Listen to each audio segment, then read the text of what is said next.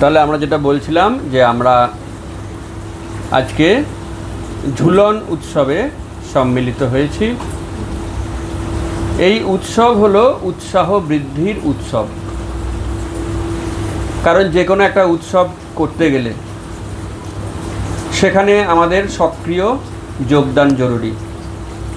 কেউ রান্না করবেন, কেউ ডেকোরেট করবেন, কেউ আর্থিক সহযোগিতা করবেন। এতে কি হয়, যাদের হয়তো সেবার উৎসাহ নেই তারাও অন্যদের সঙ্গে মিশে সেবার ব্যাপারে আস্তে আস্তে বুঝতে শেখে যে এই সেবার মাধ্যমেই আমাদের প্রকৃত মঙ্গল। তাই তারাও তখন অন্যদের সঙ্গে হাতে হাত মেলায় এবং ভগবানের সেবা তারা করতে শুরু করে। এইভাবে যারা হয়তো আগে অতটা সেবার টেস্ট পায়নি, সেবা জানতো না, তারাও কিন্তু এই উৎসবের মাধ্যমে সেবাতে আস্তে আস্তে অংশগ্রহণ করা শুরু করে। কথায় আছে মানব উৎসব প্রিয়। মানুষ মাত্রই উৎসব ভালোবাসে। কিন্তু উৎসব যদি আমরা শুধুমাত্র নিজেদের ইন্দ্রিয় তৃপ্তির জন্য করি, নিজের বিবাহের উৎসব, নিজের জন্মদিনের উৎসব, সেইগুলি জাগতিক উৎসব, সেগুলিতে অতটা আনন্দ লাভ করা সম্ভব নয়। কিন্তু যখন আমরা ভগবানের ইন্দ্রিয় তৃপ্তির জন্য উৎসব করি, সেটি আমাদেরকে অশেষ কল্যাণ প্রদান করে।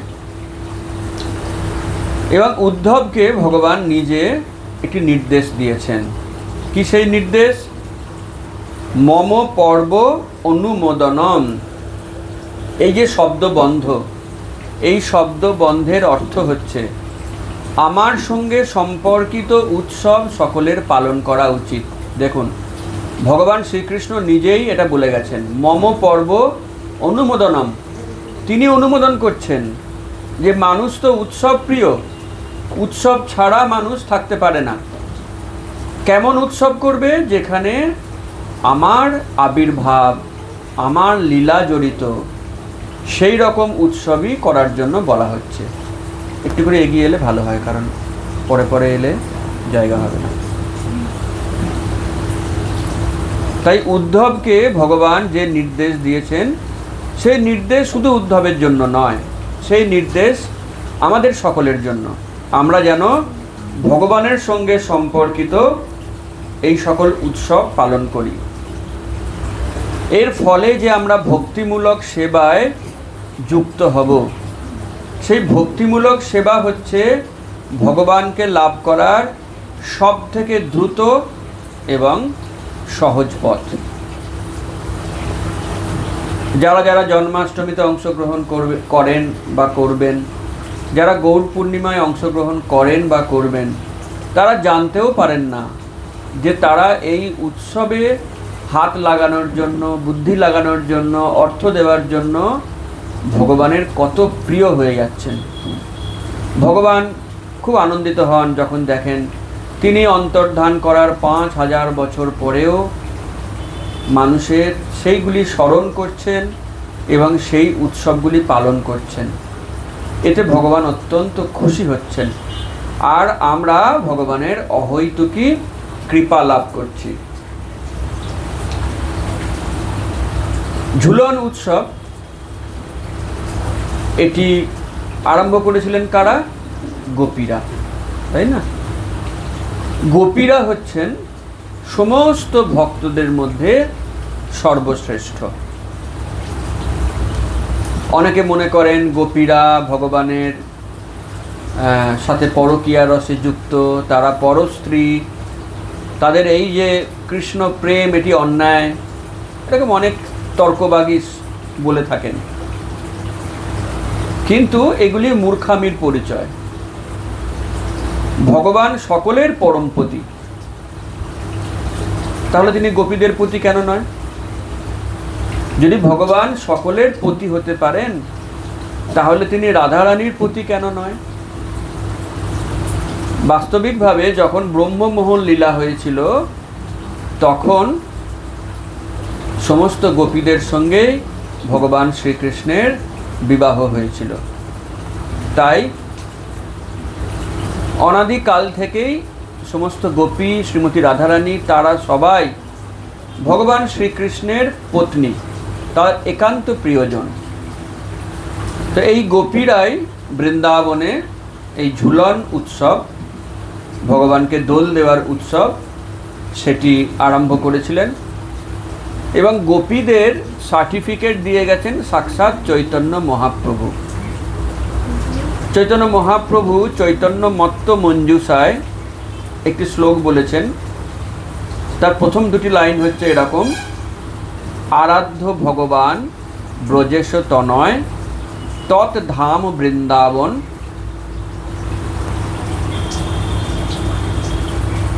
রম্মা কাচিত উপাসনা ব্রজবধূ বর্গেন যা কল্পিতা। এই শব্দটির অর্থ হচ্ছে মহাপ্রভু নিজে সার্টিফাই করছেন যে সমস্ত ভক্তদের মধ্যে এই যে ব্রজবধূ, যারা ব্রজের গোপী, তারাই ভগবানকে সর্বশ্রেষ্ঠ রূপে আরাধনা করেছেন। তাহলে সব ভক্তদের মধ্যে সর্বশ্রেষ্ঠ হলেন ব্রজগোপীরা, আর ব্রজগোপীদের মধ্যে সর্বশ্রেষ্ঠাকে শ্রীমতী রাধারানী। এই সম্পর্কে শাস্ত্রে পরিষ্কার নির্দেশ দেওয়া রয়েছে, লাদিনীর সার প্রেম, প্রেম সার ভাব, ভাবের পরম কাষ্ঠা নাম মহাভাব। মহাভাব স্বরূপা শ্রীমতী রাধারানী, সর্বগুণময়ী।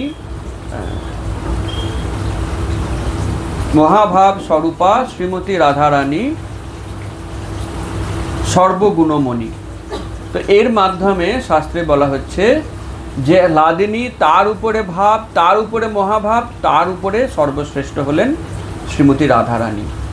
এইভাবে আমরা, এটা আমাদের মন গড়া কল্পনা নয়, এটা আমাদের কিছু বানানো গল্প নয়, আমরা শাস্ত্র থেকে বুঝতে পারছি সব ভক্তদের মধ্যে যেমন শ্রেষ্ঠা হলেন গোপীরা, সব গোপীদের মধ্যে সর্বশ্রেষ্ঠা হলেন শ্রীমতী রাধারানী। তাই গোপীরা বা শ্রীমতী রাধারানী তারা যে উৎসব করে গেছেন সেই উৎসব হচ্ছে সর্বশ্রেষ্ঠ। অনেকে প্রশ্ন করতে পারেন ঝুলন উৎসব আমরা কেন করছি, এর তাৎপর্য কি? এর তাৎপর্য এটাই যে গোপীরা এই উৎসব করে গেছেন, স্বয়ং রাধারানী এই উৎসব করে গেছেন, ভগবান শ্রীকৃষ্ণ সেই উৎসবে যোগদান করেছেন। তাই এই উৎসবগুলি হচ্ছে সর্বশ্রেষ্ঠ। এগুলি কোনো জাগতিক উৎসব নয়, এগুলি স্পিরিচুয়াল ফেস্টিভ্যাল। তো এই উৎসবের মাধ্যমেই ভগবানের করুণা, ভগবানের কৃপা সেগুলি লাভ করা যায়। এবং গোপীদের ভাব বা রাধারানীর ভাব সেগুলি চৈতন্য চরিতামৃত শাস্ত্রে বহুবার বলা হয়েছে। তারা নিজের সুখের কথা একটুও চিন্তা করেন না, নিজের সমস্ত সুখ জলাঞ্জলি দিয়ে যদি ভগবানের একটু সুখ আনা যায় তো তারা সবসময় সেই চেষ্টা করেন। তো এটা হচ্ছে আমাদের সঙ্গে তার পার্থক্য, তাদের পার্থক্য। আমরা কৃষ্ণ ভক্তি করছি, আবার নিজের সুখটাকে আগে দেখে নিচ্ছি।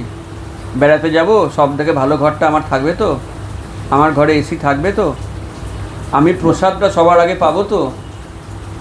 সবাই না হলেও কেউ কেউ এরকম মনোভাব নিয়ে থাকেন। তো এটি হচ্ছে ভক্তি করতে করতেও নিজের সুখের কল্পনা বা নিজের সুখকে আরও বাড়িয়ে নেওয়ার জন্য কৃষ্ণ ভক্তিকে আশ্রয় করা। এতে ভগবান খুশি হন না।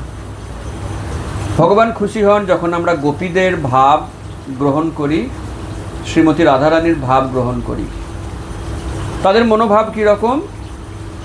না গণি আপন দুঃখ, সবে বাঞ্ছি তার সুখ, তার সুখ মোর তাৎপর্য, মোরে যদি দিয়া দুঃখ হইল তার মহাসুখ, সে দুঃখ মোর সুখ বর্জ্য। এর মানে হচ্ছে না গণি আপন দুঃখ, আমরা আমাদের দুঃখের কথা চিন্তাই করি না। আমাদের একমাত্র চিন্তা ভগবানের সুখ আমরা কেমন করে দেব। আর যদি এমন হয় যে আমাদেরকে দুঃখ দেওয়ার পরেও বা আমাদেরকে দুঃখ দিয়ে ভগবানের সুখ হচ্ছে, তাহলে আমরা লক্ষবারের লক্ষবার সেই দুঃখটাকে বরণ করব, যাতে ভগবানের সুখ হয়।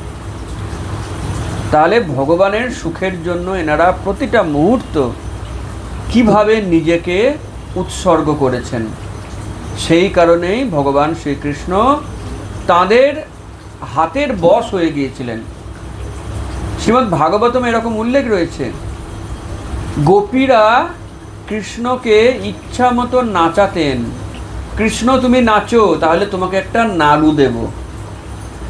পরমেশ্বর ভগবান, পরাৎপর ভগবান, যার ইঙ্গিতে ত্রিভুবন কম্পিত হয়, যার একটু ইশারায় ব্রহ্মা বিষ্ণু তারা নৃত্য করেন, সেই পরমেশ্বর ভগবান গ্রামের গোপী, যারা লেখাপড়া জানে না, যাদের গোটা গায়ে গোবরের গন্ধ, সবসময় গরুর সেবা করে, যারা ভালো সাজগোজ করতে জানে না, যারা শাস্ত্রের একটা শ্লোকও জানে না, সেই ব্রজ গোপিকারা তারা কৃষ্ণকে নিজেদের ইশারায় নৃত্য করাতেন।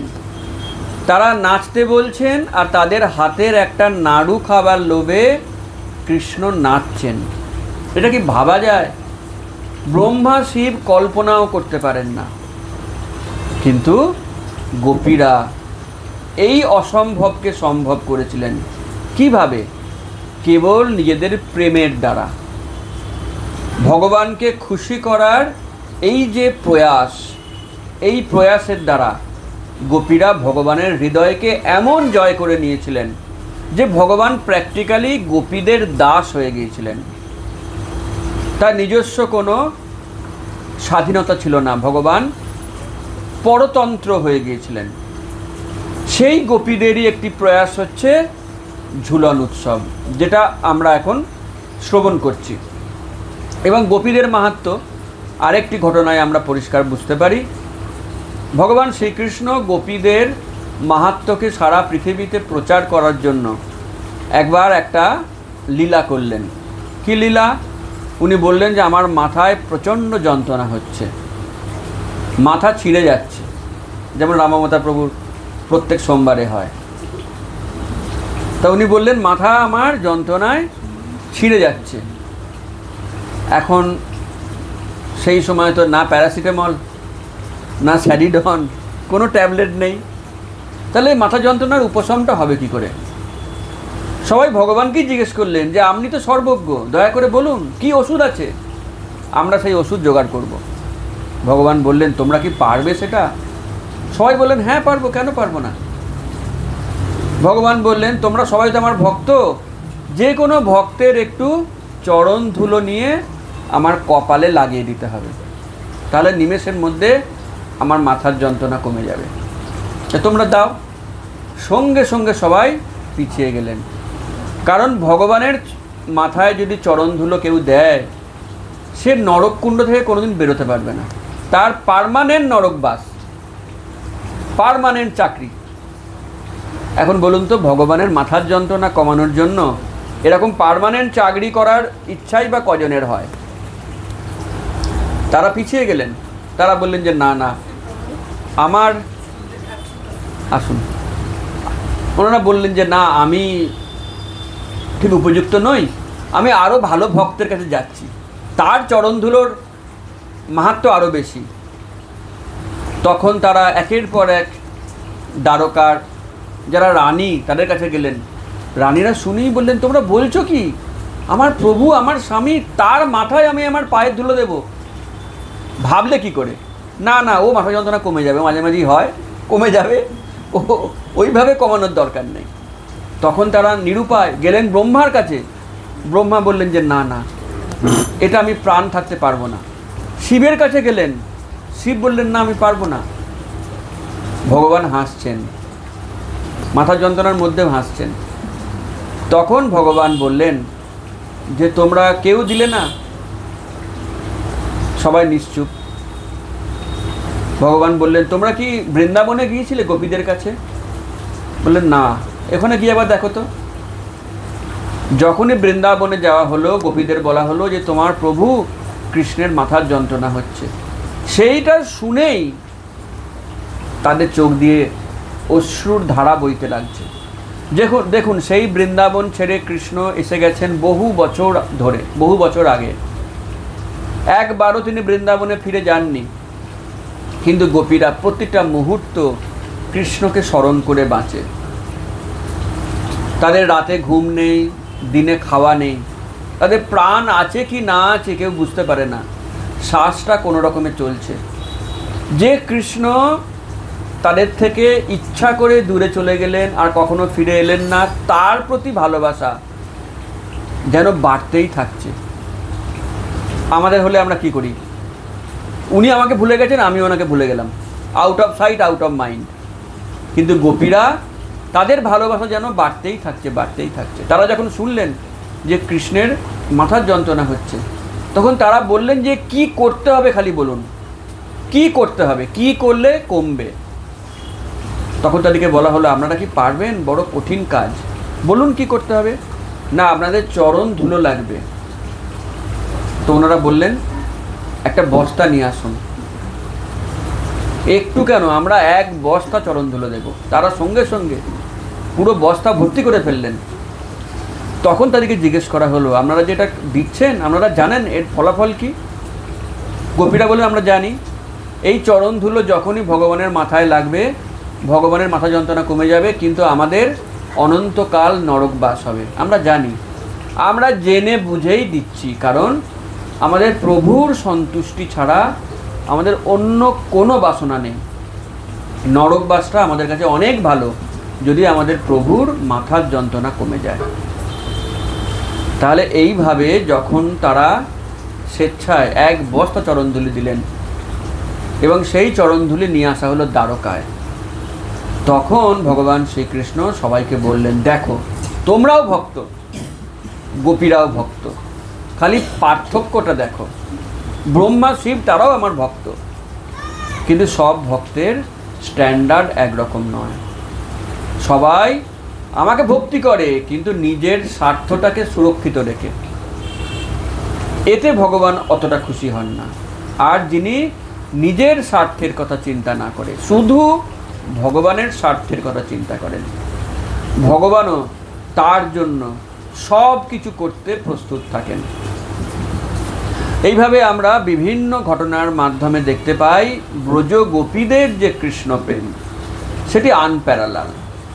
তার তুলনায় আর কিছু হতে পারে না, কখনো হয়নি, কখনো হওয়া সম্ভব নয়। এইভাবে আমরা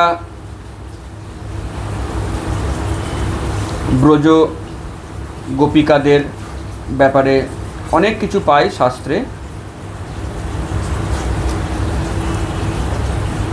ভগবান যে এই সকল লীলা বৃন্দাবনে করেছেন, ভগবানের আসার বা আবির্ভাবের পিছনে অনেকগুলি কারণ, যেমন অসুরদের সংহার, সাধুদের উদ্ধার, তেমনি ভগবানের আবির্ভাবের পিছনের কারণ হচ্ছে নিজের আনন্দ লাভ আর ভক্তদেরকে আনন্দ প্রদান করা। ভগবান বলেছেন শান্ত সুখায়, অর্থাৎ আমি নিজের সুখের জন্য এই সকল লীলা করি। আর ভগবানের লীলার পিছনে আরেকটি কারণ হচ্ছে যারা অলরেডি মুক্তি লাভ করেছেন, যারা গোলক বৃন্দাবনে যাওয়ার যোগ্য, তারা চট করে পৃথিবী থেকে গোলক বৃন্দাবনে যেতে পারেন না। তখন তাদেরকে একটা চান্স দেওয়া হয়। ভগবান সেই মুহূর্তে যে ব্রহ্মাণ্ডে লীলা করছেন তাদেরকে সেখানে পাঠানো হয়। সেখানে তারা ভগবানের ভৌম লীলার সাথে যুক্ত হন। কেউ ভগবানকে বাতাস করেন, কেউ ভগবানের জন্য রান্না করেন, কেউ ঝুলন যাত্রায় ভগবানকে দোল দেন। এইভাবে ভৌম লীলায় তাদেরকে অংশগ্রহণ করার সুযোগ দেওয়া হয়। তখন তারা ভগবানের সঙ্গে সরাসরি সম্পর্কিত হন, সেবা করেন। তারপরে তাদেরকে সাক্ষাৎ একদম চিন্ময় লোকের গোলক বৃন্দাবনে যাওয়ার সুযোগ দেওয়া হয়। অতএব এই সকল লীলাতে যারা অংশগ্রহণ করছেন, মনে রাখবেন তারা অনেকে চিন্ময় লোক থেকে এসেছেন, অনেকে জড় ব্রহ্মাণ্ড থেকেও গেছেন চিন্ময় লোকে যাওয়ার জন্য প্রিপারেশন নিতে। এটি এক প্রকারের প্রিপারেশন, যার দ্বারা তারা চিন্ময় লোকে যাওয়ার সুবর্ণ সুযোগটি লাভ করেন।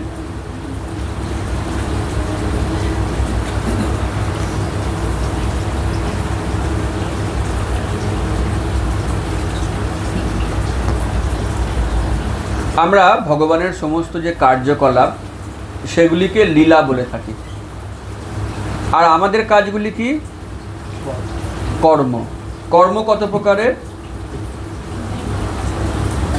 কর্মের প্রকারভেদ কতগুলি?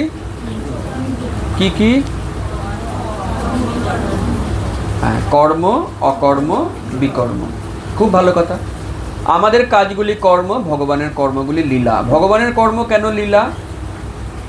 কারণ এই কর্মগুলি 100% ভগবানের ইচ্ছার অধীন।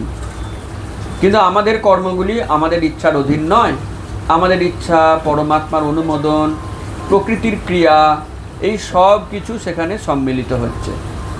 শুধু যে আমাদের ইচ্ছাতেই হচ্ছে এমন নয়। যদি আমরা চাই বা যে আমরা আগামীকালকে একটা জায়গায় যাব, সেটা যে আমাদের পূরণ হবেই এমন কোনো কথা নেই। ভগবানের ইচ্ছা না হলে সেটা পূরণ হবে না। হয়তো প্রবল বৃষ্টি শুরু হলো, হয়তো ট্রেন বন্ধ হয়ে গেল, হয়তো আমাদের শরীর খারাপ হয়ে গেল। তাই আমাদের ইচ্ছা যে পূরণ হবেই এমন কোনো গ্যারান্টি দেওয়া যায় না। কিন্তু ভগবানের ইচ্ছা সেটা পূরণ হবেই হবেই হবে। কারণ ভগবানের ফুল কন্ট্রোল থাকে সব কিছুর উপর। বৃষ্টির উপর, ট্রেনের উপর, শরীরের উপরে, প্রকৃতির উপরে, সব কিছুর উপরে ভগবানের পূর্ণ নিয়ন্ত্রণ। তাই ভগবান যে ইচ্ছা করেন সেই ইচ্ছা পূরণ হবেই 100%। আর ভগবানের এই সকল কর্মগুলির কোনো ফল ভোগ করতে হয় না। ভগবানের লীলা সমস্ত রকমের কর্মফল থেকে মুক্ত। ভগবান যে শিশুপালকে হত্যা করেছেন তার কি কর্মফল ভগবানকে ভোগ করতে হয়? ভগবান অপাপ বিদ্যা, কোনো পাপ কখনো তাকে স্পর্শ করতে পারে না।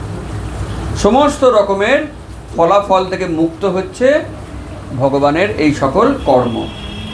তাই সেগুলি হচ্ছে লীলা।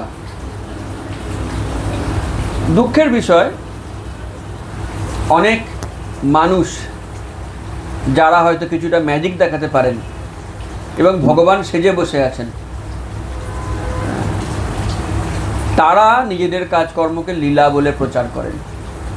অমুক ঠাকুরের লীলা, তমুক ঠাকুরের লীলা। অথচ ভগবান নিজের লীলাগুলিকে কর্ম বলে প্রচার করছেন। একদম অপোজিট বিষয়। সাধারণ মানুষ বা একটু কোনো ক্ষমতাশালী মানুষ তারা নিজের কর্মকে লীলা বলে প্রচার করছেন, কিন্তু ভগবান নিজের লীলাগুলিকে বলছেন কর্ম। এর থেকে আমরা বুঝতে পারি ভগবান কোনো ক্রেডিট নিতে চান না। তিনি সব সময়তে অত্যন্ত দৈন্যতা প্রদর্শন করেন। জন্ম কর্ম চমে দিব্যম, ভগবান বলেছেন না? তিনি কি বলেছেন জন্ম লীলা চমে দিব্যম? তিনি কর্ম কথাটি উচ্চারণ করেছেন, লীলা না বলে। তাহলে এইখান থেকে ভগবানের দৈন্যতা আমরা বুঝতে পারছি। যেখানে আমরা অনেক সময় দেখতে পাই অনেক মানুষ ভগবান সেজে বসে ভাবছেন যে আমি লীলা করছি, আর ভগবান লীলা করা সত্ত্বেও তিনি বলছেন জন্ম কর্ম চমে দিব্যম, আমার জন্ম কর্ম এগুলি দিব্য।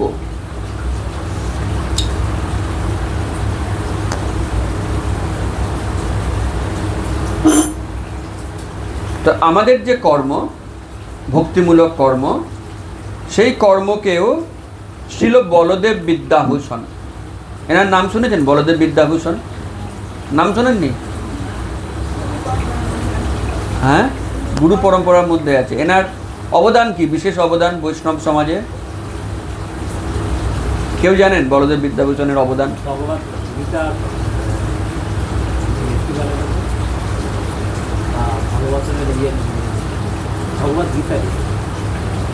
না, কেউ জানেন না? এটা জানা খুব প্রয়োজন। হ্যাঁ,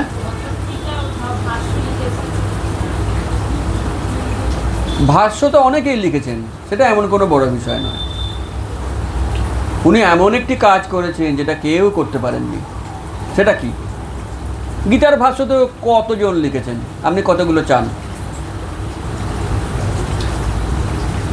আমাদের যে বেদান্ত সূত্র আছে, বেদান্ত সূত্র হচ্ছে সমস্ত বৈদিক শাস্ত্রের সারাতিসার। একবার একটা অভিযোগ এলো যে এই যারা গৌড়ীয় বৈষ্ণব, যারা চৈতন্য মহাপ্রভুর অনুগামী, তাদের কোনো যথার্থ পরম্পরা নেই, এরকম একটি অভিযোগ অনেকে তুললেন, যারা কিনা বৈষ্ণবদের প্রতি ঈর্ষালু, এনভিয়াস, তারা এরকম দাবি করলেন যে এই বৈষ্ণবরা, এদের তো কোনো পরম্পরা নেই। কেন পরম্পরা নেই?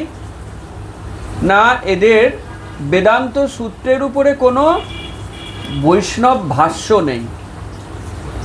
জয় শ্রী শ্রী রাধা মাধব কি জয়। হ্যাঁ, এটা তারপরে সরিয়ে দিন।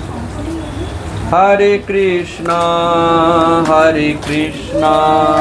কৃষ্ণ কৃষ্ণ হরে হরে, হরে রাম রাম রাম হরে হরে, হরে কৃষ্ণ কৃষ্ণ কৃষ্ণ হরে হরে, হরে রাম রাম রাম হরে হরে, হরে কৃষ্ণ কৃষ্ণ কৃষ্ণ হরে হরে, হরে রাম রাম রাম হরে হরে, হরে কৃষ্ণ কৃষ্ণ কৃষ্ণ হরে হরে, হরে রাম রাম রাম হরে হরে। তাহলে আমরা দেখতে পাচ্ছি রাধা মাধব এসে গেছেন আমাদের এখানে ঝুলন যাত্রায়। আমরা একটু পরেই তাকে দোল দেব এবং সর্বপ্রকারে আনন্দ প্রদান করব। তো এখন আমরা আমাদের কথাটা কন্টিনিউ করি, তারপর পরবর্তী অনুষ্ঠান শুরু হবে। তাহলে বলদেব বিদ্যাভূষণ, তার আমরা গুরুত্বের কথা আলোচনা করছিলাম। যখন অভিযোগ উঠল যে বেদান্ত সূত্রের কোনো বৈষ্ণব কমেন্টারি নেই, ভাষ্য নেই, যা আছে সেটা হচ্ছে শঙ্করাচার্য প্রণীত শঙ্কর ভাষ্য, মায়াবাদী ভাষ্য, তখন জয়পুরের রাজা তিনি বললেন সত্যিই তো এটা তো হওয়া দরকার, না হলে আমরা সঠিক পরম্পরা বলে স্বীকার করতে পারছি না। তখন বৈষ্ণবরা বলদেব বিদ্যাভূষণকে বললেন যে আপনি এই ভাষ্যটি অবিলম্বে লিখুন, এবং সমস্ত বৈষ্ণব সমাজকে, গৌড়ীয় বৈষ্ণবদের উদ্ধার করার জন্য এগিয়ে এলেন বলদেব বিদ্যাভূষণ, এবং তিনি খুব দ্রুত লিখলেন গোবিন্দ ভাষ্য, বেদান্ত সূত্রের গোবিন্দ ভাষ্য। এবং সেই গোবিন্দ ভাষ্যটি লেখার ফলে গৌড়ীয় বৈষ্ণবরা গোটা ভারতবর্ষ এবং পৃথিবীতে যথার্থ পরম্পরাভুক্ত বলে স্বীকৃতি লাভ করলেন। এই বলদেব বিদ্যাভূষণ তিনি বলছেন 3 ধরনের ভক্ত আছে, খুব ভালো করে শুনবেন, আমরা কোন স্তরের এটা বিচার করতে পারা যাবে। একটি হচ্ছে স্বনিষ্ঠ ভক্ত, যারা ভক্তি করেন তার সঙ্গে সঙ্গে তাদের ইন্দ্রিয় সুখের কামনাও থাকে, একটু ভালো জামা কাপড় পরবো, ভালো খাওয়া দাওয়া করব, ভালো এসি গাড়িতে ঘুরবো, তার সঙ্গে ভক্তিটাও করব। এটা হচ্ছে স্বনিষ্ঠ ভক্ত।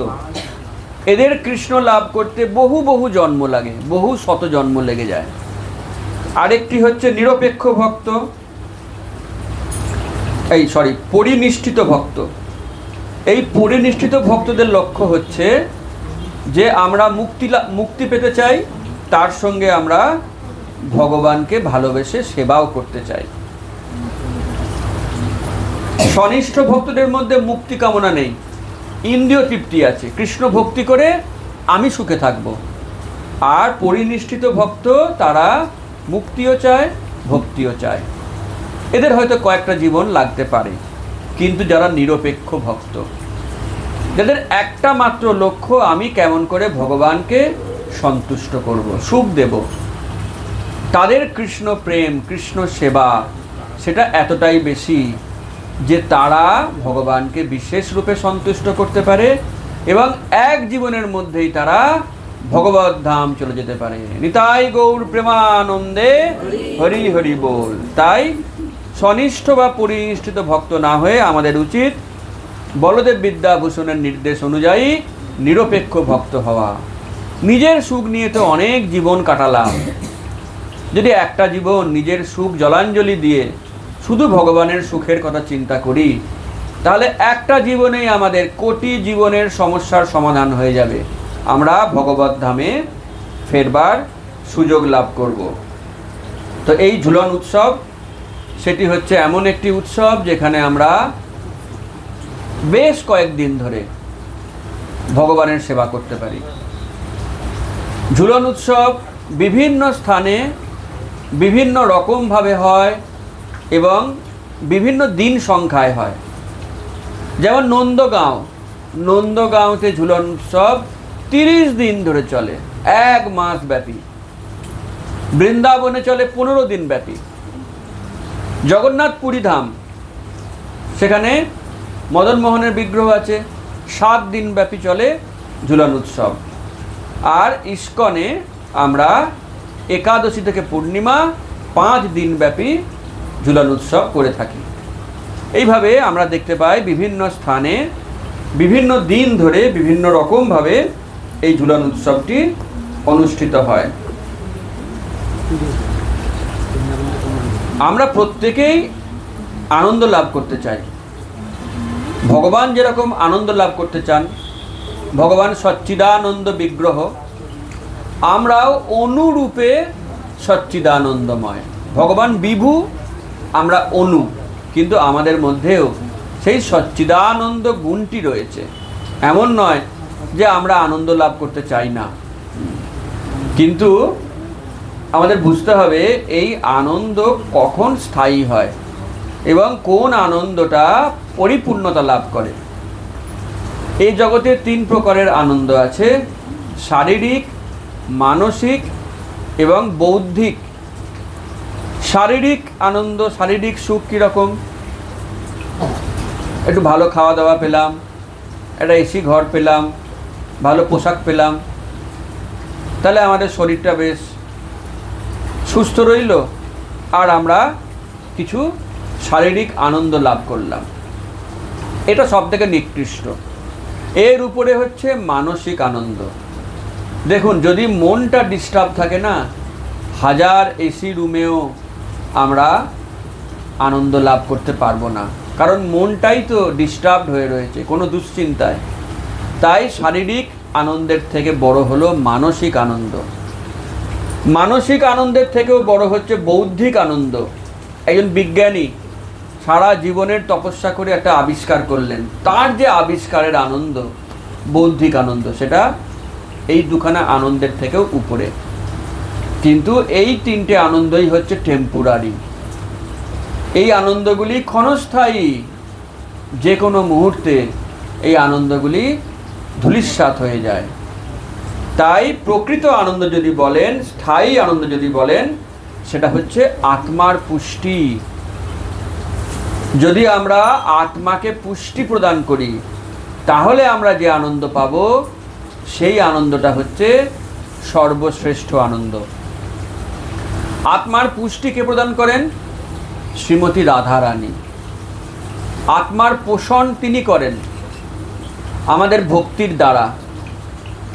আমরা ভক্তি করব, ভক্তির ফলে রাধারানী খুশি হবেন, তিনি আমাদের আত্মাকে পুষ্টি প্রদান করবেন, তার ফলে আমরা পাব আত্মিক আনন্দ, যেটা হচ্ছে সর্বশ্রেষ্ঠ।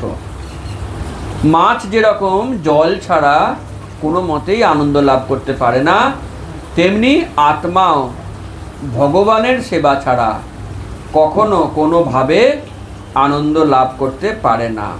এটা সম্ভব নয়।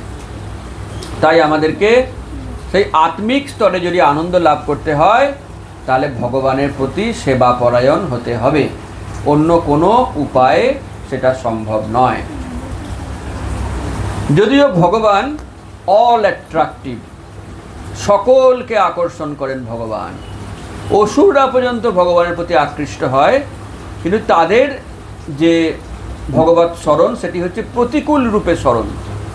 কংস তিনিও 24 ঘন্টা ভগবানকে স্মরণ করতেন, কিন্তু তার স্মরণটা হচ্ছে প্রতিকূল রূপে, তিনি ভগবানকে শত্রু রূপে স্মরণ করতেন। তা ভগবান সকলকে আকর্ষণ করেন, তাহলে ভগবানকে কে আকর্ষণ করতে পারে? ভক্তি। সর্বাকর্ষক ভগবানকেও আকর্ষণ করবার ক্ষমতা রয়েছে কৃষ্ণ ভক্তির।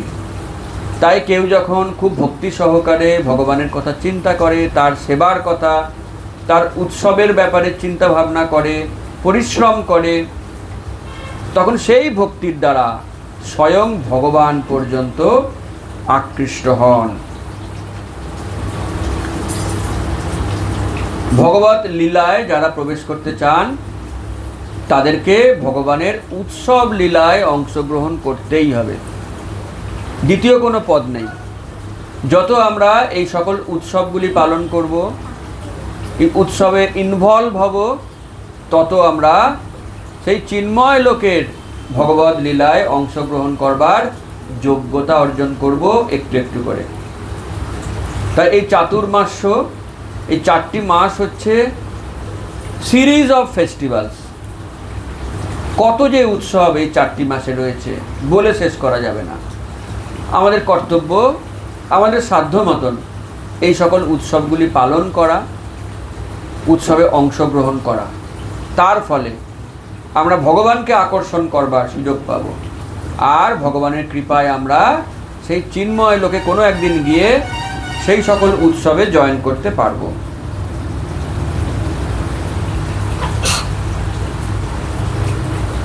তো আজকে আমরা যে উৎসবে রয়েছি সেটি হচ্ছে ঝুলন উৎসব, ভগবানকে দোল দেওয়ার উৎসব। গোলক বৃন্দাবনে বা ভুলক বৃন্দাবনেও শ্রাবণ মাস, গ্রীষ্মের প্রচণ্ড দাবদাহের পর যখন বর্ষা আসে, শীতল বাতাস বইতে শুরু করে, তখন বৃন্দাবনবাসীরা, ব্রজের গোপ গোপীরা, তারা রাধারানীকে এবং কৃষ্ণকে আনন্দ দেওয়ার জন্য এই বিশেষ ঝুলন উৎসবের আয়োজন করেন। তখন তো ইলেকট্রিক ফ্যানের সূচনা হয়নি যে ইলেকট্রিক ফ্যান চালিয়ে দিলাম, ঝড়ের মতন হাওয়া দিল আর আমার শরীর শীতল হলো, তেমন ব্যবস্থা তখন হয়নি। তখন একমাত্র উপায় ছিল প্রকৃতির হাওয়া। প্রকৃতি যখন হাওয়া দিত, শীতলতা দিত, তখন সেই হাওয়ায় প্রাণ জুড়াতো, মন জুড়াতো। অতএব ব্রজবাসীরা তারা কৃষ্ণের সুখের জন্য ঝুলন উৎসবের আয়োজন করত। বিভিন্ন বন ফুল ফল তারা সংগ্রহ করতেন এবং কুঞ্জগুলিকে তারা সুন্দর করে সাজাতেন, অপরূপ সেই সজ্জা। আর গাছের শক্ত ডালে দোলনা বাঁধতেন, যেই দোলনায় রাধা কৃষ্ণ একসাথে দুলতে পারবেন। দামি দামি বিভিন্ন মণি, মাণিক্য, হিরে, জহরত, এই সব দিয়ে তারা কুঞ্জগুলিকে সজ্জিত করতেন এবং দোলনাটিকেও সজ্জিত করতেন। ভগবানের পার্শ্বদ, তাদের অপ্রাপ্য কিছু নেই, অভাব কিছু নেই। তারা ইচ্ছা মাত্রই সব রকম দামি রত্ন অলংকার অনায়াসে প্রাপ্ত হতেন। এইভাবে তারা দিন রাত পরিশ্রম করতেন। কত সুন্দরভাবে কুঞ্জগুলিকে সাজানো যায়, কত সুন্দরভাবে দোলনাটিকে সাজানো যায়, এবং এইভাবে কত সুন্দরভাবে রাধা কৃষ্ণকে আনন্দ দেওয়া যায়।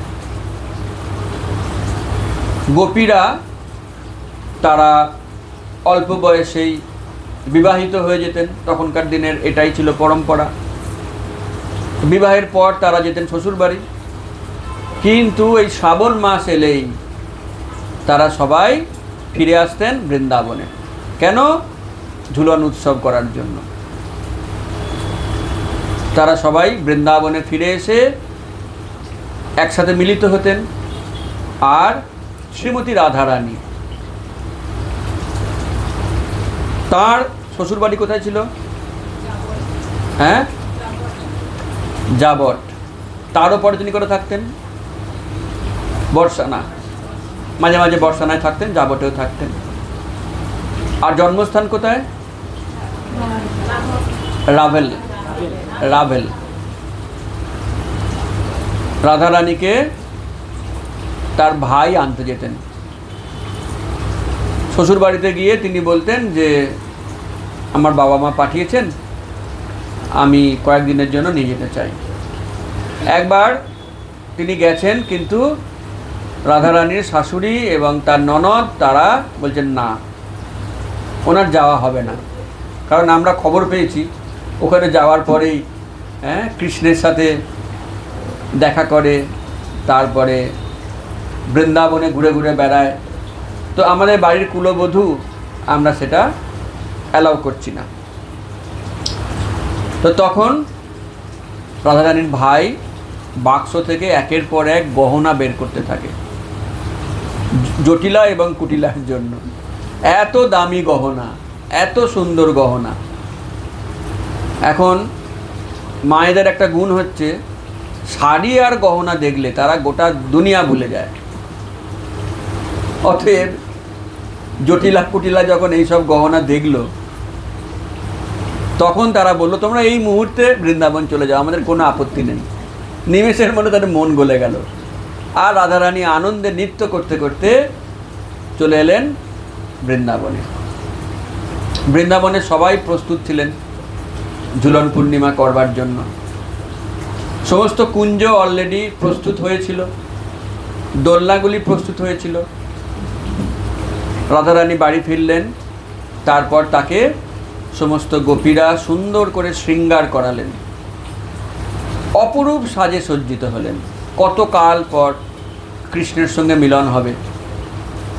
অতএব তারা নিজেদের সমস্ত হৃদয়ের মাধুর্য দিয়ে তারা সজ্জিত করলেন শ্রীমতী রাধারানীকে। কত যে গহনা পরালেন, কত যে ফুলের মালা, কি তার বাহার, সেগুলো আমরা কল্পনাও করতে পারি না। এইভাবে যখন তিনি মিলিত হলেন কৃষ্ণের সাথে, এরপর দোলনায় তারা দুলবেন। হঠাৎ সেখানে হাজির নারদ মুনি। নারদ মুনি গেছেন দেখেই ভগবান শ্রীকৃষ্ণ একটু ভ্রু কুঁচকে তাকালেন, বললেন নারদ, তুমি আবার কি উদ্দেশ্যে এখানে এসেছো? তো নারদ মুনি বললেন আমি আপনাদের লীলা দেখার জন্য এসেছি। তা কৃষ্ণ বললেন ঠিক আছে, লীলা দেখো, কিন্তু তুমি যেন কোনো লীলা আবার তৈরি করতে বসো না, কারণ তুমি এলেই কোনো না কোনো প্রবলেম ক্রিয়েট হয়। এবং কৃষ্ণ বললেন রাধারানীকে যে তুমি যেন নারদের কোনো কথায় চট করে রাজি হয়ে যেও না বা বিশ্বাস করো না, কারণ ওর মনে অনেক রকমের মতলব থাকে। যাই হোক, নারদ মুনি বললেন যে সবাই যখন আমরা হাজির হয়েছি, একটা খেলা শুরু করা যাক। কি খেলা? লুকোচুরি খেলা। তা আমরা বাচ্চাবেলায় সবাই খেলেছি, তাই তো? কার কার মনে আছে? এটা হাত তুলুন তো। লুকোচুরি খেলা, খেলাটা কীরকমভাবে হতো? একজন চোর, বাকি সবাইকে সে খুঁজে বেড়াতো। এবার রাধারানী অত্যন্ত সরল, তার মনে কোনো প্যাঁচ নেই। লুকোবার জায়গা হচ্ছে কুঞ্জ, অনেক কুঞ্জকে সুন্দর করে ডেকোরেট করা হয়েছে, কিন্তু রাধারানীর একটি বিশেষ কুঞ্জ রয়েছে, সেই কুঞ্জটি তার পছন্দ। তিনি বোকার মতন প্রতিবার ওই কুঞ্জে গিয়েই লুকোবেন। তাকে ধরা কি খুব কঠিন? কারণ তিনি তো ওই কুঞ্জেই যাবেন, সবাই জানে। আর যেটা সবাই জানে সেটা কি কৃষ্ণ জানে না? তো কৃষ্ণ জানেন যে খেলা শুরু হলে আমাকেই চোর হতে হবে, আর আমি তো ধরবো পার্টিকুলার একজনকেই। রাধারানী এমনকি সেই কুঞ্জে পৌঁছানোর আগে কৃষ্ণ গিয়ে হাজির। আর কুঞ্জটি তো একটু অন্ধকারাচ্ছন্ন থাকে, কৃষ্ণ গিয়ে সেই অন্ধকার কুঞ্জে বসে আছে। রাধার বাঁশি বেজে গেছে, ললিতা বাঁশি বাজিয়েছে, সবাই যাও লুকিয়ে পড়ো লুকিয়ে পড়ো। রাধারানী নিজের কুঞ্জতেই গিয়ে লুকোবে, এবং তিনি যথারীতি ওই অন্ধকার কুঞ্জে গিয়ে হাজির হয়েছেন। গিয়ে দেখছেন ওই অন্ধকারের মধ্যে দুখানা চোখ জ্বলছে।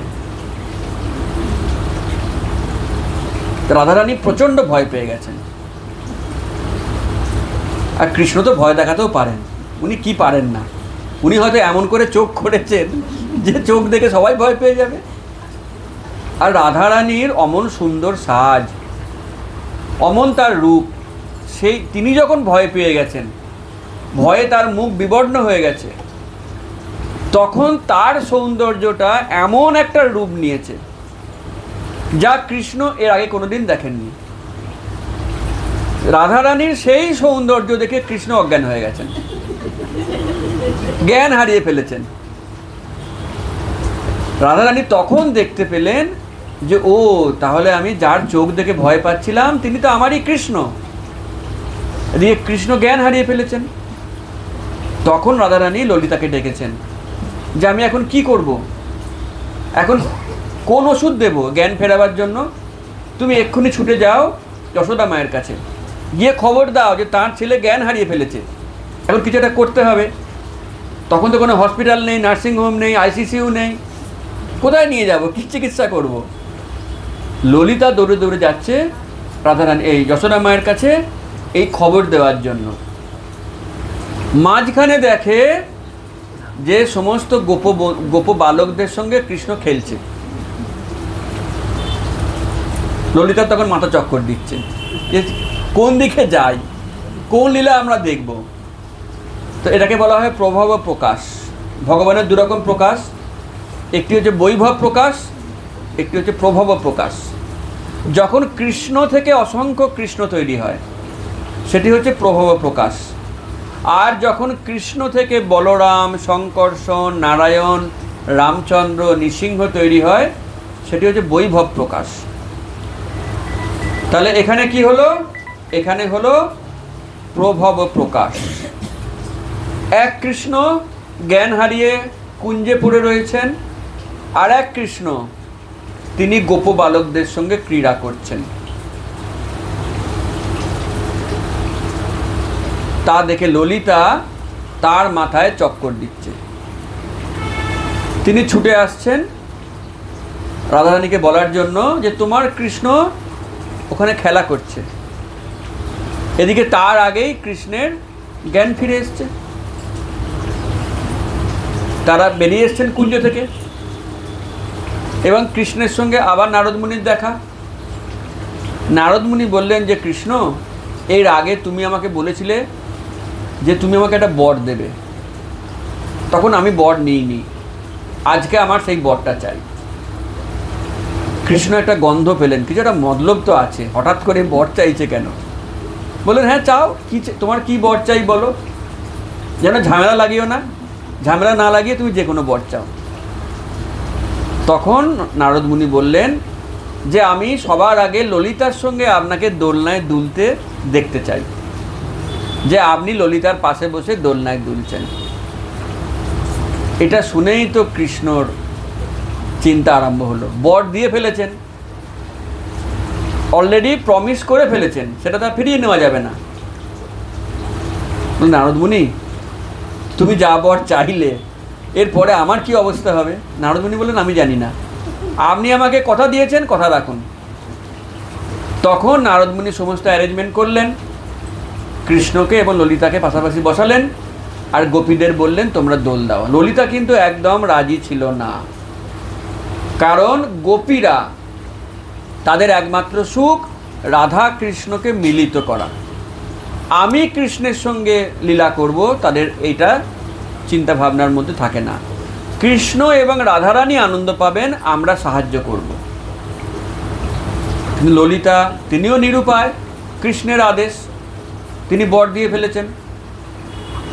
অতএব ললিতাকে বাধ্য হয়ে নিজের ইচ্ছার বিরুদ্ধে কৃষ্ণের পাশে বসতে হলো। আর সবাই দোল দিচ্ছে, গান করছে। এদিকে রাধারানী তখন সেই কুঞ্জে বসে আছেন। তিনি তো একটু ভয় পেয়ে গিয়েছিলেন, কিছু মেকআপ নষ্ট হয়ে গিয়েছিল, তিনি হয়তো সেগুলিকে রিপেয়ার করছেন। সেই সময় নারদ মুনি এসে হাজির, এসে বললেন, শ্রীমতী রাধারানী, ওই ফুলের মালা অলংকার খুলে ফেলুন, ওগুলো দিয়ে আর কি কাজ হবে? যে কেন কেন খুলবো কেন? না, এই দোলযাত্রা, এই ঝুলন যাত্রার যা মাহাত্ম আমি দেখছি, কৃষ্ণের সঙ্গে ললিতা দেবী ঝুলছেন, তাহলে আপনার কি দাম রইল? আপনি যে শ্রীমতী রাধারানী, বৃন্দাবনেশ্বরী, আপনার কি দাম রইল? কত বড় স্পর্ধা! ললিতা দেবী কৃষ্ণের সঙ্গে ঝুলছেন, আর কৃষ্ণেরই বা কীরকম আক্কেল? আপনাকে কুঞ্জে বসিয়ে রেখে তিনি সেখানে গোপীদের সঙ্গে লীলা করছেন। সেই শুনে রাধারানীর মুখ অন্ধকার। তিনি টান মেরে মেরে মালাগুলো ছিঁড়ছেন, ছিঁড়ে মালাগুলো কোথায় ফেলে দিচ্ছেন, সোনার অলংকার, দামি হীরের গয়না কোথায় ছুঁড়ে ফেলছেন। এখনো মনে হয় বৃন্দাবনে গেলে দু একটা পাওয়া যেতে পারে। ছুঁড়ে ছুঁড়ে ফেলে দিচ্ছেন, আর এত ক্রন্দন করছেন, দুই চোখ দিয়ে বন্যার ধারার মতন জল বইছে। আর নারদ মুনির খুব মজা, তিনি এইভাবে সুন্দর একটি ড্রামা করলেন। কৃষ্ণ তো অন্তর্যামী, কৃষ্ণ বুঝতে পারছেন যে কুঞ্জে কি হচ্ছে। তা তিনি কিছুক্ষণ এই ঝুলন করার পর ছুটে গেলেন সেই কুঞ্জে। গিয়ে দেখেন রাধারানীর যা অভিমান, মানে সেই অভিমানের কোনো তুলনা নেই। লীলারও তুলনা মেলে না, মেলে না। তো সেই লীলার তার কোনো তুলনা কোথায় পাওয়া যায় না। তো কৃষ্ণ এসে রাধারানীকে অনেক করে বোঝাচ্ছেন যে দেখো, এই সব হচ্ছে নারদ মুনির কারসাজি। তোমাকে আমি বলেছিলাম নারদ মুনির কথায় বিশ্বাস করো না। এখন আমি একটা বর দিয়ে রেখেছিলাম, সেই বরটা কাজে লাগিয়ে এই সমস্ত কাজ সে করলো। তখন ললিতা এসে একই কথা বললেন, সমস্ত গোপীরা এসে বললেন এখানে কৃষ্ণের কোনো দোষ নেই, সব নারদ মুনির কারসাজি। তখন রাধারানীর মান ভাঙল। নারদ মুনি নিজেও এসে বললেন যে হ্যাঁ রাধারানী, এখানে কৃষ্ণের কোনো দোষ নেই, এগুলো সব আমার গেম প্ল্যান। কারণ আপনাদের এই মান অভিমানের পরে যে মিলনটা, সেই মিলনটা আমাকে এত আনন্দ দেয়। অন্ধকারের পর যখন সূর্য ওঠে, সেই সূর্যের আলোটা খুব মিষ্টি বলে মনে হয় না? তাই রাধা কৃষ্ণের যে মান অভিমান হয়েছে, কান্নাকাটি, ফুলের মালা ছেঁড়া, এর পরে যখন মিলনটা হলো, সেই মিলনটা এত আনন্দকর। নারদ মুনির কাছেও তাই, এমনকি রাধা কৃষ্ণের কাছেও তাই। তো সেই মিলনটি দেখার জন্যই আমি এটি করেছি, আমাকে দয়া করে মার্জনা করুন। তখন ললিতা, বিশাখা সবাই এসে রাধারানীকে আবার সাজালেন, আবার শৃঙ্গার করালেন, আবার গহনা পরালেন, মালা পরালেন, এবং সেই দোলনায় নিয়ে গিয়ে তারা দোল দেওয়া শুরু করলেন। দোল দেওয়া চলছে, এদিকে কীর্তন হচ্ছে, মৃদঙ্গ বাজছে, সবাই নাচছে, অনেকক্ষণ ধরে এই উৎসব চলছে। আর কৃষ্ণের ইশারায় মাঝে মাঝে গোপীরা এত জোরে দোল দিয়ে ফেলছেন যে রাধারানী ভয়ে সঙ্গে সঙ্গে কৃষ্ণকে জড়িয়ে ধরছেন, আর এতে কৃষ্ণের আনন্দ আরও বেড়ে যাচ্ছে।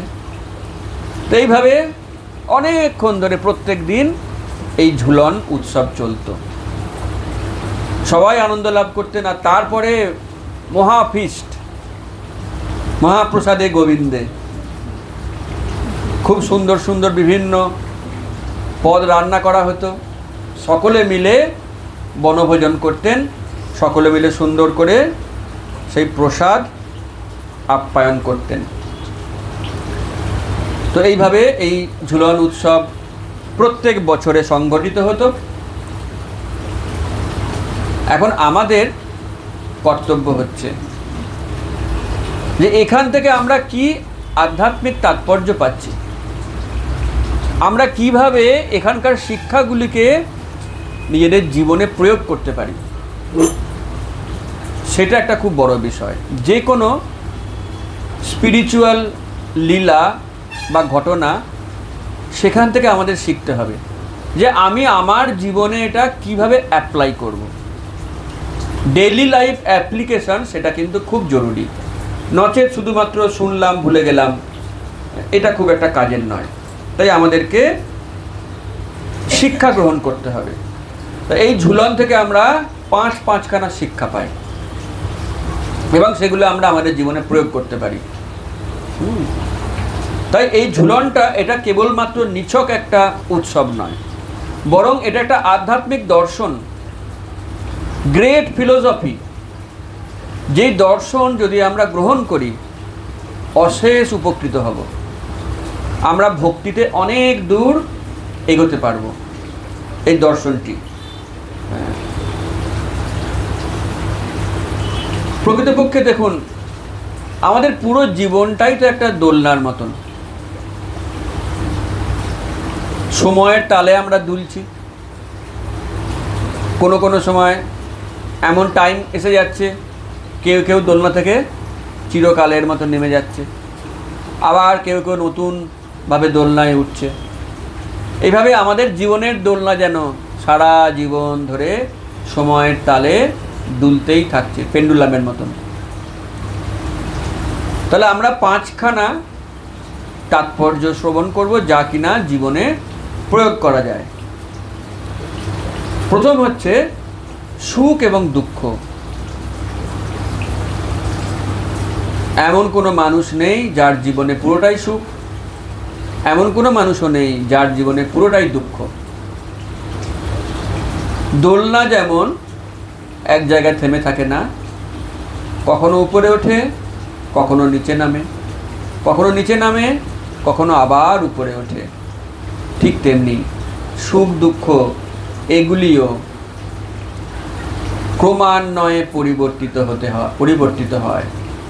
তাই যারা সুখে আছেন, দয়া করে সুখে মেতে যাবেন না দুঃখ এলো বলে। আর যারা দুঃখে আছেন, ভেঙে পড়বেন না, সুখ আগত প্রায়। রাতের পর যেমন দিন আসে, দিনের পর রাত হয়, দোলনা যেরকম উপর থেকে নিচে নামে, নিচ থেকে উপরে ওঠে, তেমনি সুখ দুঃখ এগুলিও ক্রমান্বয়ে আসা যাওয়া করতে থাকে। তাই যেন আমরা সুখে মেতে না যাই, দুঃখেও ভেঙে না যাই। আমাদেরকে শক্ত থাকতে হবে। সুখ এবং দুঃখ যাই আসুক, সেটিকে কৃষ্ণের সঙ্গে যুক্ত করতে হবে। সুখে আমরা কৃষ্ণের জন্য উৎসব বানাবো, আর দুঃখে আমরা কৃষ্ণের লীলাগুলি শ্রবণ করে, স্মরণ করে নিজেকে সান্ত্বনা দেব। এইভাবে সুখ হোক বা দুঃখ হোক, যখন আমরা সেটাকে ভগবানের সঙ্গে যুক্ত করব, তখন সেটি সার্থক হবে। 2 নাম্বার তাৎপর্য হচ্ছে নির্ভরশীলতা। কারা কারা দোলনায় দুলেছেন হাত তুলুন তো। মাত্র এই 4 জন? হ্যাঁ, তাই হাত লুকিয়ে আছেন কেন? এখানে পাস ফেলের ব্যাপার নেই যে প্রশ্নে ফেল করে গেলে প্রসাদ বন্ধ হয়ে যাবে, তা নয়। প্রসাদ সবার জন্য।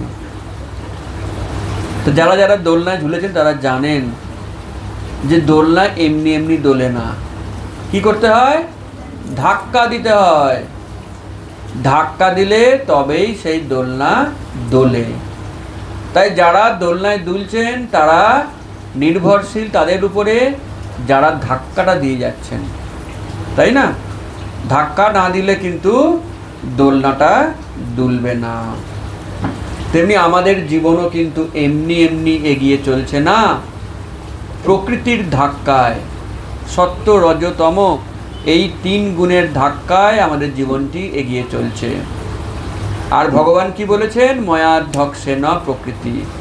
এই প্রকৃতিকে পরিচালনা করছেন কৃষ্ণ।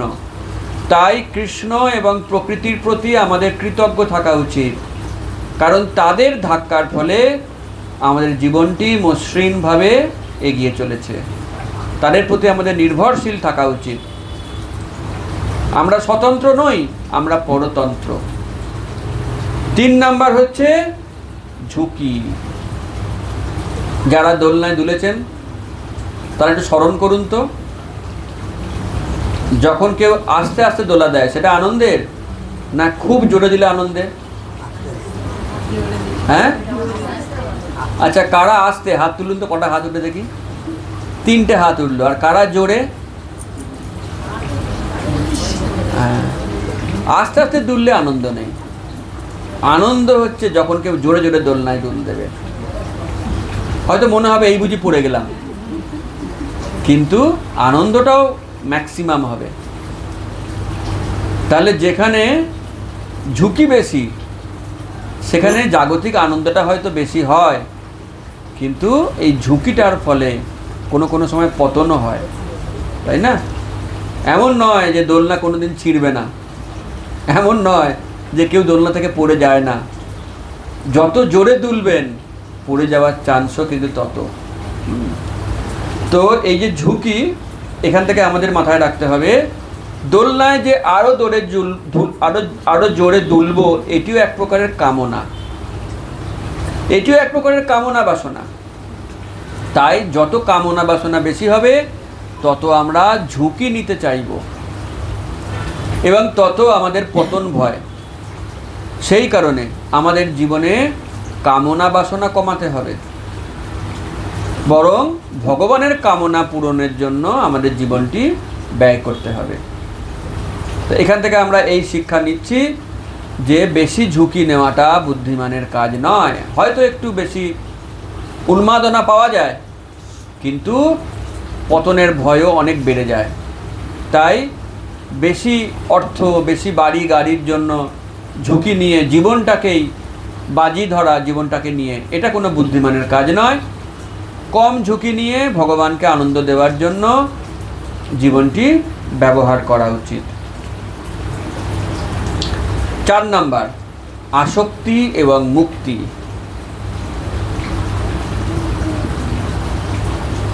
যখন দোলনায় আমরা দুলছি,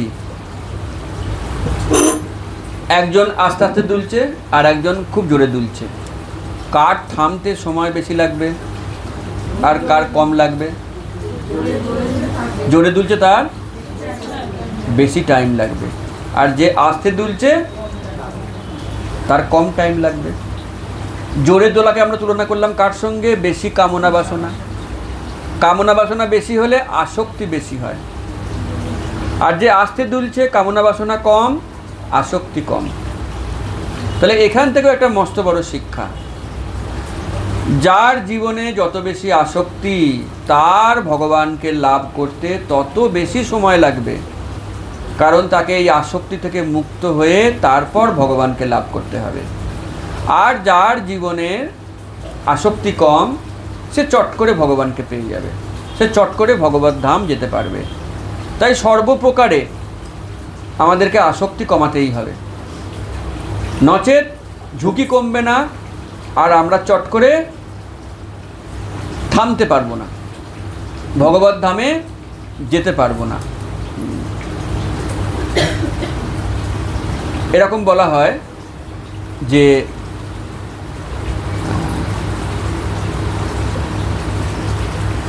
মৃত্যু এবং মুক্তি, মৃত্যু আর মুক্তির মধ্যে পার্থক্য কি? মৃত্যু হলো এমন একটি বিষয় যখন আমাদের শ্বাস থেমে যায় কিন্তু কামনা বাসনা তখনও দৌড়ায়, তাই না? কারণ তার তো সূক্ষ্ম শরীরটা রয়ে গেল, আর কামনা বাসনার উৎসস্থল হচ্ছে মন, মন বুদ্ধি অহংকার তার রয়ে গেল আত্মার, তার শ্বাস থেমে গেছে কিন্তু কামনা বাসনা থামেনি। এটা হলো মৃত্যু। আর মুক্তি কি? কামনা বাসনা থেমে গেছে, শ্বাস চলছে, জীবন মুক্তি, তাই না? যাদের কামনা বাসনা সম্পূর্ণ স্তব্ধ হয়ে গেছে, নো মোর ডিজায়ার, আর কোনো কামনা নেই, কিন্তু শ্বাস চলছে, অর্থাৎ তারা তখনও সেই শরীরে দিব্যি চলাফেরা করছেন। শুদ্ধ ভক্ত ছিল প্রভুপাদ, এনারা জীবন মুক্ত, শ্বাস চলছে, কামনা বাসনা থমকে গেছে, থেমে গেছে। আর জাগতিক মানুষের মৃত্যু কীরকম? কামনা বাসনা চলছে, শ্বাস থেমে গেছে। তাহলে আমাদেরকে শ্বাস থামার আগে কামনা বাসনাকে থামাতে হবে, তবে আমরা সেই মুক্তি লাভ করব। 5 নাম্বার যেটা শিক্ষা আমরা পাচ্ছি, চূড়ান্ত আশ্রয়। দোলনা যখন দোলানো হয়, এই যে দোলনা টাঙানো আছে, দেখুন তো এই দুখানা চেন কোথায় বাঁধা রয়েছে? একটা স্থির রড রয়েছে তো, যেখানে বাঁধা রয়েছে, ফিক্সড, ওটা স্থির। তেমনি আমাদেরও একজন চূড়ান্ত আশ্রয় রয়েছেন, তার নাম কি? ভগবান শ্রীকৃষ্ণ, পরম আশ্রয়। যেন আমরা সেই ভগবান শ্রীকৃষ্ণের প্রতি, আমাদের পরম আশ্রয়ের প্রতি আমাদের ভক্তিটাকে স্থির রাখি। যেমন দোলনা দোলাতে গেলে একটা স্থির আশ্রয়ের প্রয়োজন হয়, তেমনি ভক্তিতে অগ্রসর হতে গেলে সেই স্থির আশ্রয় ভগবান শ্রীকৃষ্ণের প্রতি আমাদের স্থির মনোযোগ রাখতে হয়, তবে আমরা ভক্তিতে এগোতে পারবো। এইভাবে আমরা দেখলাম এই দোলনা থেকে সুখ দুঃখ, নির্ভরশীলতা, ঝুঁকি, আসক্তি কমানো এবং চূড়ান্ত আশ্রয়, এই সকল শিক্ষা আমরা আমাদের জীবনে পাচ্ছি। এগুলি আমাদের জীবনে প্রয়োগ করা উচিত। এবং আরেকটি বিষয়, এই দোলনা তো বছরে 5 দিন হয়, তারপরে বাকি দিনগুলি কি ভগবান দুলবেন না? আমরা তাকে দোলা দেব না? বাকি রয়ে গেল এখনো 360 দিন। কোন পাল্লা ভারী, 5 দিন না 360 দিন? তাহলে 5 দিন দোলালেন, তারপরে কাজ শেষ না। আমরা চাইলে 365 দিন ভগবানকে দোলা দিতে পারি। কিভাবে না, যদি আমরা আমাদের জিহ্বাকে ক্রমাগত স্পন্দিত করি, যদি আমরা রাধা কৃষ্ণের নামকে আমাদের জিহ্বার উপরে বসিয়ে ক্রমাগত আমাদের জিহ্বাকে আন্দোলিত করি। কিভাবে? হরে কৃষ্ণ কৃষ্ণ কৃষ্ণ হরে হরে, হরে রাম রাম রাম হরে হরে। যখন মহামন্ত্র উচ্চারণ করছেন, আপনার জিহ্বা কি থেমে আছে? চেষ্টা করে দেখুন তো জিহ্বাকে থামিয়ে রেখে মহামন্ত্র উচ্চারণ করার। যে পারবেন তাকে পুরস্কার দেওয়া হবে বিশেষ। কেউ পারছেন? তাহলে যখনই আপনি হরে কৃষ্ণ মহামন্ত্র বলছেন, তখন আপনার জিহ্বা আন্দোলিত হচ্ছে, আর সেই জিহ্বার তালে তালে নাম নামি অভেদ, তাই তো? নামও যা নামিও তা। তাই জিহ্বায় নাম স্পন্দিত হচ্ছে মানে নামিও স্পন্দিত হচ্ছে, আর যেখানেই কৃষ্ণ সেখানেই রাধারানী। তাই যদি আমরা 365 দিন হরিনামের আশ্রয় নিই, তার মানে 365 দিন আমরা আমাদের জিহ্বার দোলনায় রাধা কৃষ্ণকে দোল দিচ্ছি। তাই এই দোল দেওয়াটা 5 দিনে যেন থেমে না যায়, এই দোল দেওয়াটা যেন সারা জীবন চলতে থাকে। তাহলে এই শিক্ষাগুলো জীবনে প্রয়োগ করা যাবে। আরও 5খানা শিক্ষা আমরা বলবো। এবার ইংরাজি শিক্ষা, বাংলা শিক্ষা করলাম, এবার ইংরাজি শিক্ষা। এই ঝুলন পূর্ণিমার ইংরাজি কি কে কে জানেন? Swing festival. সুইং ফেস্টিভ্যাল হচ্ছে দোলা দেওয়ার ইংরাজি, SWING। এখন আমরা সুইং ফেস্টিভ্যাল থেকে শিক্ষা নেব। এস মানে হচ্ছে সেলফলেস সার্ভিস, নিঃস্বার্থ সেবা। যারা এই যে ফুলের মালাগুলিকে সাজিয়েছেন সুন্দর করে, দোলনা সাজিয়েছেন, তাদের কোনো ব্যক্তিগত স্বার্থ আছে? তারা কোন স্বার্থে করেছেন? ভগবানকে আনন্দ দেওয়া এবং আমাদেরকে আনন্দ দেওয়া। যারা নিচে প্রসাদ রান্না করছেন, নিজেদের কোনো স্বার্থ আছে? ভগবান আস্বাদন করবেন আর ভক্তরা আস্বাদন করবেন। তাহলে সুইং ফেস্টিভ্যাল থেকে আমরা শিক্ষা নিচ্ছি, সেলফলেস সার্ভিস আমাদেরকেও দিতে হবে, নিঃস্বার্থ সেবা। নিষ্কাম সেবা, সেটিই হলো ভগবানের জন্য কর্ম, অকর্ম। সেই কর্মের জন্য কোনো বন্ধন হয় না, বরং সেই কর্ম করলে বন্ধন মুক্তি হয়। তাহলে S for selfless service, W for working together, একসাথে কাজ করা। কোনো ফেস্টিভ্যাল কি একা করা যায়? ছিল প্রভুপাদ পারতেন, 10 হাতে করতে পারতেন, আমরা পারি না। তাহলে যখনই আমরা কোনো অনুষ্ঠান করব তখন আমাদের মধ্যে বন্ডিং বাড়বে, আমরা একসঙ্গে কাজ করা শিখব, একে অপরকে জানতে শিখব, চিনতে শিখব। ডাব্লিউ ফর ওয়ার্কিং টুগেদার, এইভাবে একসঙ্গে কাজ করা আমাদের শিখতে হবে, তবে তো আমরা সবাই মিলে বিশাল ইস্কনে থেকে প্রচার করা শিখব, গোটা পৃথিবী জুড়ে আমরা কৃষ্ণ ভাবনামৃতের প্রচার করতে পারবো। তাহলে W for working together. I for individual attention. যদিও আমরা সবাই মিলে একসাথে সেবা করছি, প্রচার করছি, কিন্তু প্রত্যেকটি ভক্তের প্রতি আমাদের ইন্ডিভিজুয়াল আলাদা আলাদাভাবে নজর দেওয়া দরকার। কোনো ভক্তের কোনো অসুবিধা হচ্ছে কিনা, কোনো সমস্যা হচ্ছে কিনা, সেগুলিও আমাদের দেখা দরকার। তাহলে I for individual attention. Next N for non envious. Non envious, envious মানে ঈর্ষা, মাৎসর্যতা।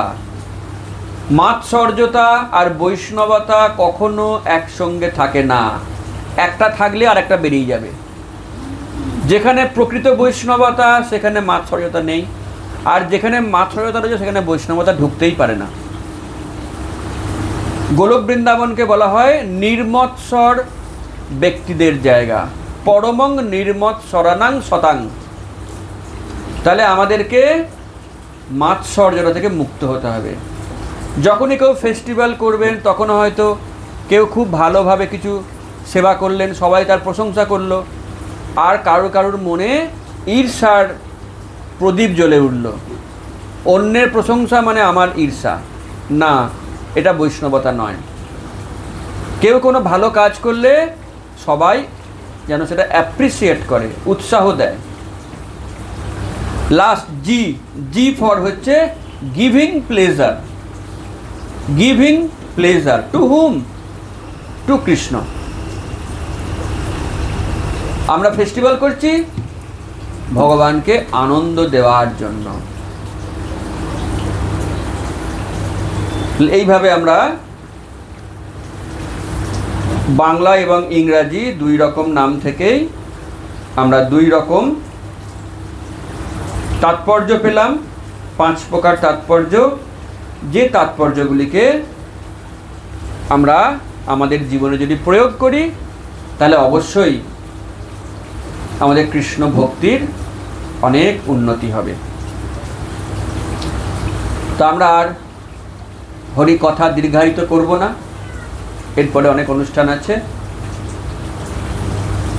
আমাদের 6:30-তে আরতি শুরু হবে, জাস্ট 6:30 বাজে, তাই তো? তাহলে আমরা এখানে হরি কথার বিশ্রাম দেব। হরে কৃষ্ণা কৃষ্ণা কৃষ্ণ হরে হরে, হরে রাম রাম রাম হরে হরে।